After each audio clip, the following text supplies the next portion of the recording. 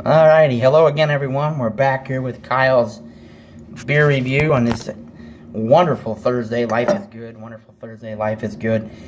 We're back with New Holland here. As promised yesterday, we have the Mad Hatter.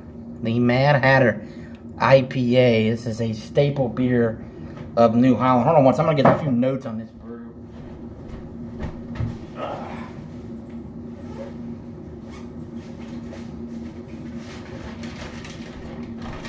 Yeah, sorry about that. I got a few notes on this brew, the Mad Hatter IPA. It's Mount Carmel's signature IPA. And you see the Alice in Wonderland logo, very cool. They had the logo. It's a Midwest India Pale Ale, which the Midwest theme is different than most beers. It says Mad Hatter's Wisdom is celebrated with a floral aromas from assertive dry hopping and a bright hoppy body punctuated with Centennial, Citra, and Michigan grown Cascade hops. Now, if you read this would sound like the best IPA in the world. There's so many different hops and flavors and fruits in this. I've had this a couple of times, and it's another great IPA. It's very good. It's balanced. Some of the notes I was going to say on this is 7% even by volume against 7% even. Pretty bitter there. 65 on the IBU. 65. So let's go ahead and get the top off here and get the nose and get the head and get this thing pouring. On the Mad Hatter IPA, the original. They have made a lot of Mad Hatter beers. There's 7 variants that I could think of on the way home. Our New Holland bottle cap there. Continue to add to that collection. This is the fourth beer of the New Holland company. And here's your Mad Hatter pour, folks. Let's get it in there. New Holland glassware, as always. Trying to be professional here. This is a very citrusy, orangey color. This is a lot of hops in here, you know, and then 7%. It's not gonna booze you up or you're gonna be beamed up. It's a regular IPA, not a double, not a imperial, nothing of that nature. 7% even. Look at that color. Oh, that bright citrusy, floral, and there's a little bit of head there. A quarter to a half inch head on this one. Better than my hand. Hand is chilled on this. Oh my, wow. Similar to Lost Dune, the aromas. Definitely hoppy aromas, floral hops, tropical fruit hops. This is going to be awesome. Oh, that's hoppy, my friends. You really get a lot of, if you like hops, hop aroma. Definitely some Cascade for sure. We've had some Cascade hop beers. That is definitely in there plenty. Also some Centennial hops. A lot of brewers are steering away from Centennial hops. I'm not sure why. Maybe the cost or maybe just the taste, flavor. But this has a great aroma. A couple other things before I get into it here on the taste. Beer Advocate gave it an 86, considered very good. The Bros, which is another form of Beer Advocate Brewing, they gave it a 94, which is outstanding. So a little bit higher on there. Untapped. We're using Untapped now. 3.76. That's fairly good for a beer. Over 44,000 reviews of New Holland Mad Hatter. Now that would make sense. This was brewed first in 1998. Pretty impressive, 19 years and going strong. And so they have 6 different variants of this. I will try to review them all. But why not start with the original, folks? But here we go. The head maintaining here, quarter, half inch, a third of an inch. Let's go ahead here and get the sip on the New Holland Mad Hatter. I know a lot of you have had this before and saying, I got a buddy of mine saying, why are you reviewing beers that people have tried? And I said, well, you know, because they're good beers. I mean, and again, nobody refers to old classics anymore. You know, Great Lakes, New Holland, yeah, they're older and they've been around, but they're still kick-ass beers. This is no exception. So cheers. Let's get a swig on this one.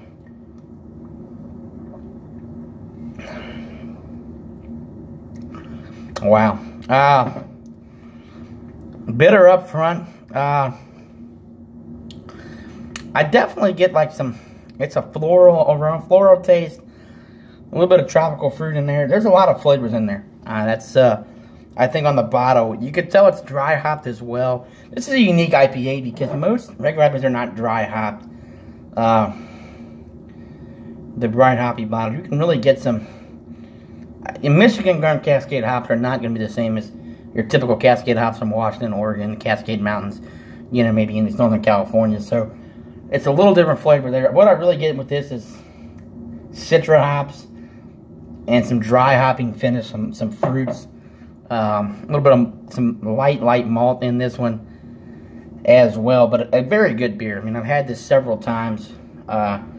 It's an old classic. Swig on here. Very hoppy though. At 65 IBUs, it is coming in fairly hoppy. Again, I'm not a huge hop head. I still think this is a good beer. And again, I tend to just weigh IPA scores down. I don't know.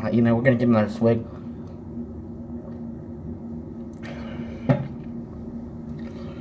Very good. Yeah, it's a smooth finish on this one. You get past that original bitter presence. You can tell it's dry hopped, I will say that. But this is another good beer, folks. As far as giving it a score, I'm going to go a B plus beer. Probably an 88, 89. It's a good IPA. There's better IPAs out there now. Obviously, we said with all the breweries and technique, but that's one thing I do like about New Holland is this still holds up, folks.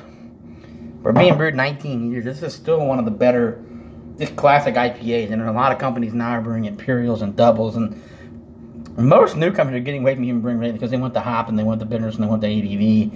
This is what brewers should strive for. It's a classic, regular 6-7% IPA. Like I said, this is made with 4 different kinds of hops. It's a dry hopped, Centennial, Citra, Michigan Cascade. A lot of flavors in this, and that's kind of what, it's a good IPA because I think you also see some regular IPAs that have just Citra hops, or just Galaxy hops, or just some this has 3 or 4 hops with some dry, so I think they're getting multiple flavors, they're mixing in just right. This is a good beer, 88 for me, or above average, actually. Yeah, I'm B+, well, I was pushing on an A, but I think a little bitter up front for me, but again, I'm not a huge hop head. But it's not terrible because it finishes nice. It's bitter up front, but it finishes nice. 88 for me out of 100. Ramble on about this, but there's the Mad Hatter again. I'm going to try to get, we'll have Dragon Smoke tomorrow night for sure. Try to get a couple other New Holland brews this weekend. Night Tripper is on my list, a single bottle. And some of the other, the sours and the Belgians that New Holland's doing. But it's another New Holland bottle cap for you. So an A beer, that's going to do it here on this Thursday. Late volleyball game tonight for me around 10 o'clock.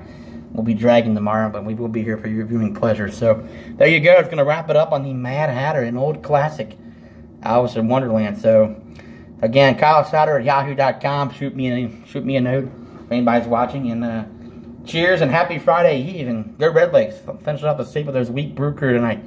See you folks. Bye.